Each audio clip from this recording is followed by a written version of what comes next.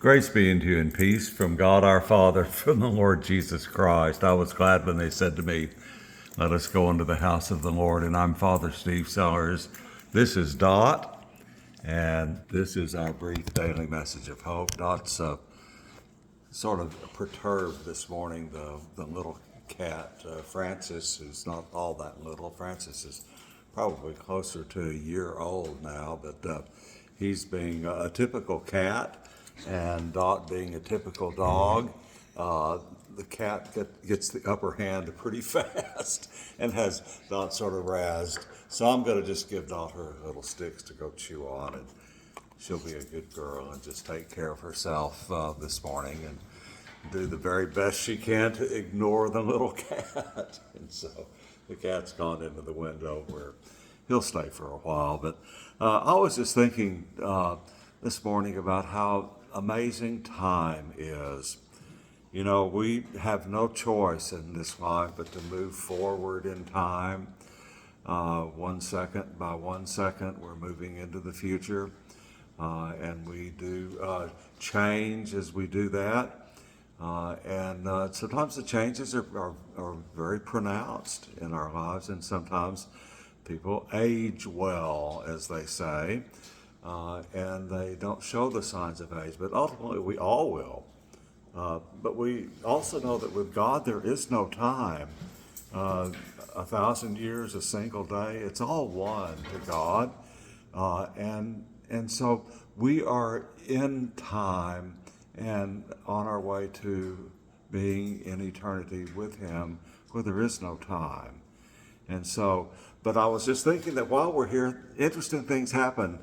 Someone sent me a little video clip of, I think that the TV show from 1955 was To Tell the Truth, or What's My Line, I think it was. And they brought out a man who was seemed to be ancient. He was 88 years old, and he was sort of shriveled up, and he was weak and stooped over, and he was gaunt, and he really looked like he'd lived a hard life. And as the show played itself out, people got to guess who he was. They would ask him questions and see if they could figure out who it was. No one guessed who he was, and they were told at the end that he was the greatest pitcher in the history of Major League Baseball. The clue that was given was his last name was Young, and his first name was Denton. And of course, no one knew him by Denton Young. They knew him by Denton True, his middle name, Cy Young. It was Cy Young in 1955. This was just literally a few weeks before he died in 1955 at the age of 88. And he was indeed, and still is, and probably always will be the greatest pitcher who ever threw. He won 511 games. I found a photograph of him that was in a book. That's him during his career. He played between the years of 1890 and 1911. He was so good, in fact, that when he started playing, the pitcher's mound was 55 feet 6 inches from home plate.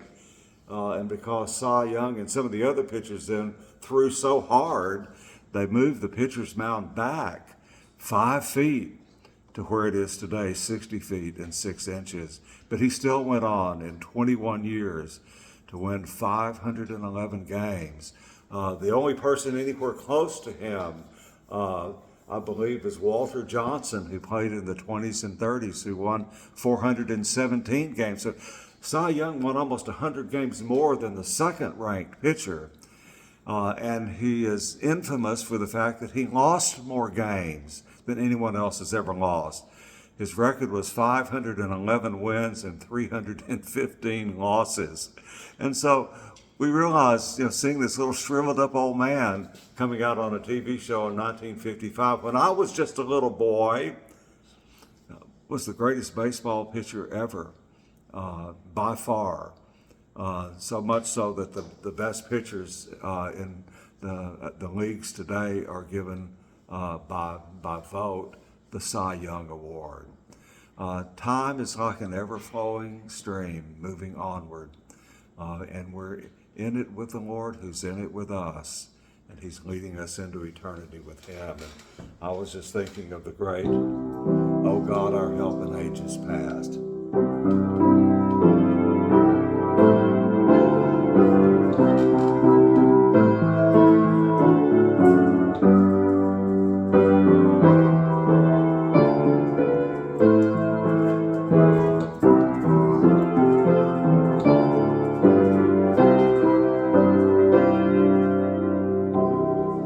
Have a blessed day today, and God willing, Dot and I, and Francis, who's chasing the dog around. We'll see you here again tomorrow. God bless you.